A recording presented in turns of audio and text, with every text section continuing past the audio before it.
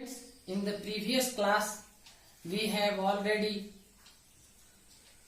discussed about the browning of fruit and vegetable. Today, I will teach you reaction between vinegar and baking soda. Vinegar और baking soda के बीच जो reaction होता है उसके विषय में हम आज जानकारी इकट्ठा करेंगे. When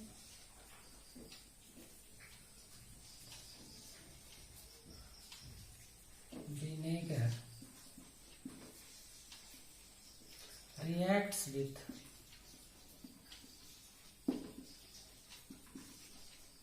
baking soda,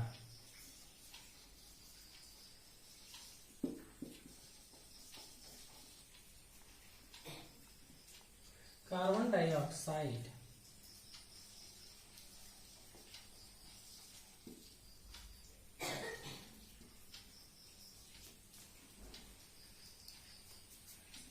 gas is released.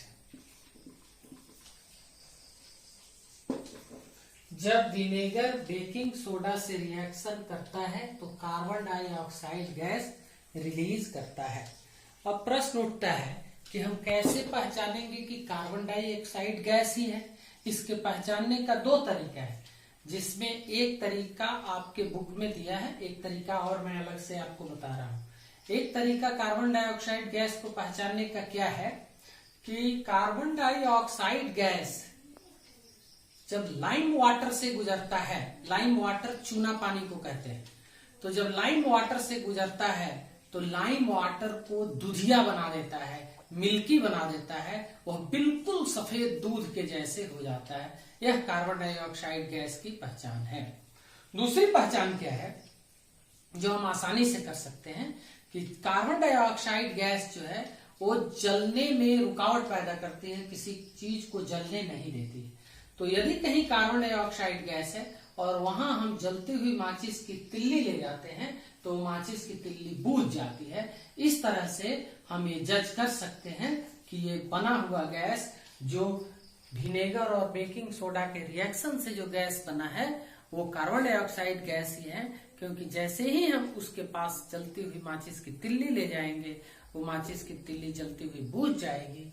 दूसरा, अगर उस कार्बन डाइऑक्साइड गैस को हम चूने वाले पानी, जिसको लाइम वाटर कहते हैं, अगर उसके थ्रू पास कराते हैं तो वह चूना पानी दूधिया मिल्की बन जाता है और इस तरह से हम उसको पहचानते हैं कि वो कार्बन डाइऑक्साइड गैस ही है.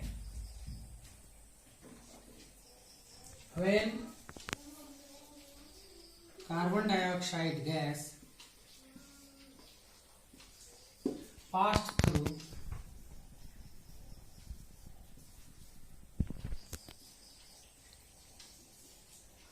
lime water,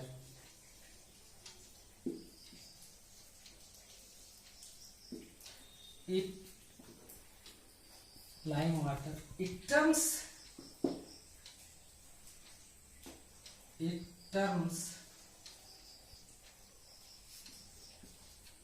the lime water milky.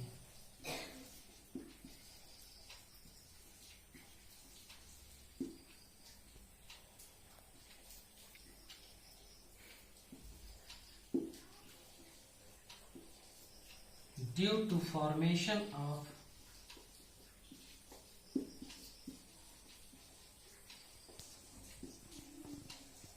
calcium carbonate.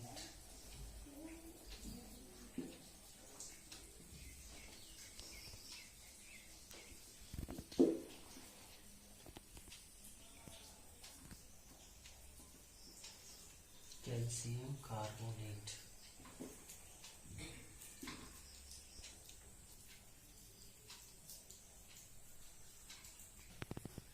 When carbon dioxide gas is passed through lime water, a reaction occurs there, and due to the reaction, two products are formed, and the one is calcium carbonate and the other is water. जब carbon dioxide gas को lime water से पास करते हैं तो lime water में को वह दूधिया बना देता है, क्योंकि कैल्शियम कार्बोनेट बनता है। कैल्शियम कार्बोनेट बिल्कुल सफेद दूध की तरह होता है। चूंकि कैल्शियम कार्बोनेट बन जाता है कार्बन डाइऑक्साइड और लाइम वाटर के रिएक्शन के बीच, इसलिए जो लाइम वाटर जो सॉल्यूशन रहता है बर्तन में, वो बिल्कुल दूध की तरह हो जाता है और उसमें कुछ पानी बनता है जो उसी में घुल जाता है और ये रिएक्शन होता है। कार्बन डाइऑक्साइड लाइम वाटर से रिएक्शन करके कैल्शियम कार्बोनेट और वाटर बनाता है। कैल्शियम कार्बोनेट मिल्की होता है, इसलिए कैल्शियम कार्बोनेट का कलर मिल्की होता है। ये बिल्कुल मिल्की होता है, इसलिए इस पूरे सॉल्यूशन को मिल्की कलर दे देता है। Dear students, the next topic is reaction between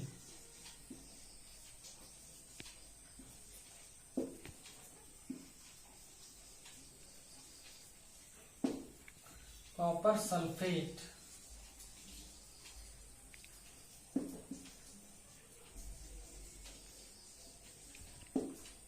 the reaction between copper sulfate and iron fillings.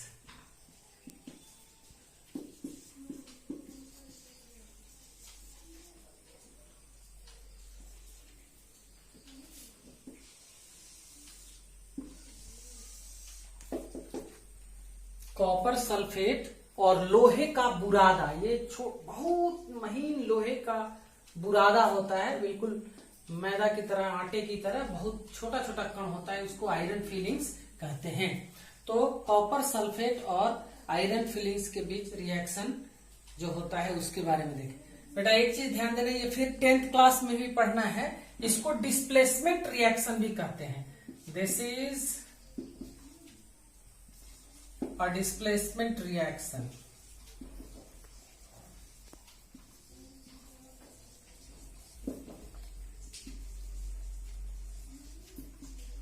Displacement reaction क्यों कहा जाता है? क्योंकि higher reactive element lower reactive element को उसके जगह से हटा देता है। यहाँ पर आयरन जो है वो कॉपर सल्फेट से कॉपर को डिस्प्लेस कर देता है, इसलिए इस रिएक्शन को डिस्प्लेसमेंट रिएक्शन कहा जाता है। ध्यान दीजिए, कॉपर सल्फेट CuSO4, इसका जब रिएक्शन हम आयरन से करते हैं, ध्यान दीजिए copper sulphate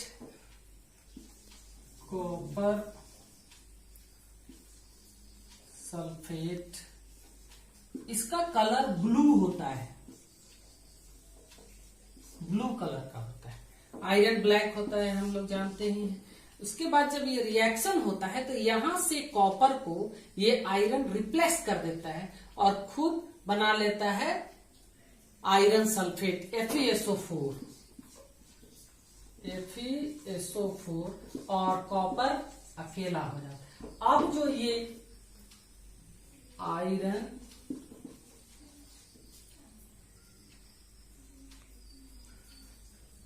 iron sulphate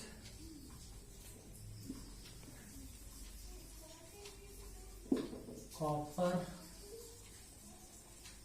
iron sulphate का कलर ग्रीन होता है।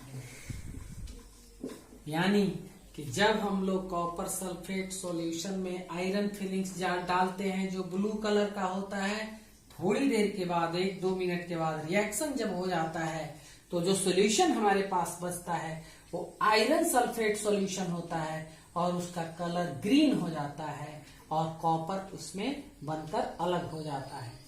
ये रिएक्शन है कॉपर सल्फेट और आयरन फिलिंग्स। ये एक डिस्प्लेसमेंट रिएक्शन भी है, इसमें चेंज ऑफ कलर भी हो रहा है।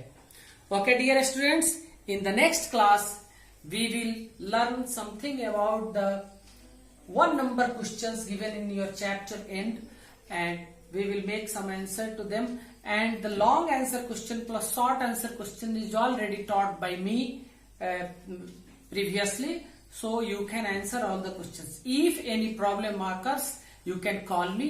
I will try my best to satisfy you.